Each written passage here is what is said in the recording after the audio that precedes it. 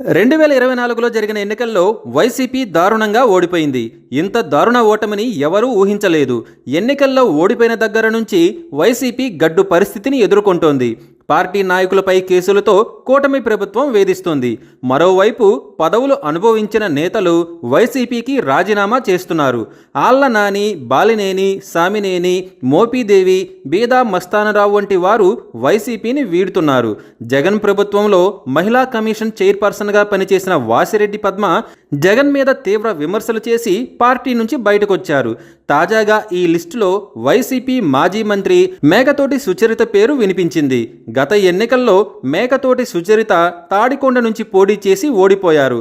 అప్పటి నుంచి ఆమె పార్టీ కార్యక్రమాలకు దూరంగా ఉంటున్నారు.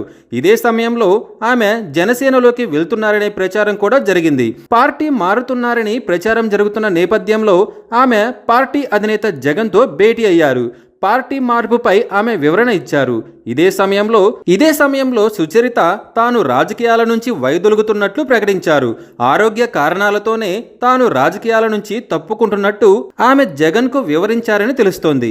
తాను పార్టీ మారడం లేదని, రాజకీయాల నుంచి రిటైర్మెంట్ తీసుకుంటున్నట్లు ప్రకటించారు. కొంతకాలం ఆగి ఆలోచించి నిర్ణయం తీసుకోవాలని సుచరితకు జగన్ సూచించినట్లు తెలుస్తుంది.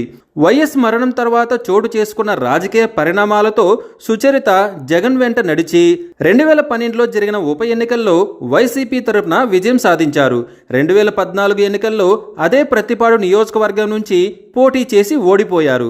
అయినా జగన్ ఆమెను పార్టీలో సముచిత స్థానమే కల్పించారు. 2019 ఎన్నికల్లో విజయం సాధించిన సుచరితను తొలిసారే మంత్రివర్గంలో స్థానం కల్పించారు జగన్.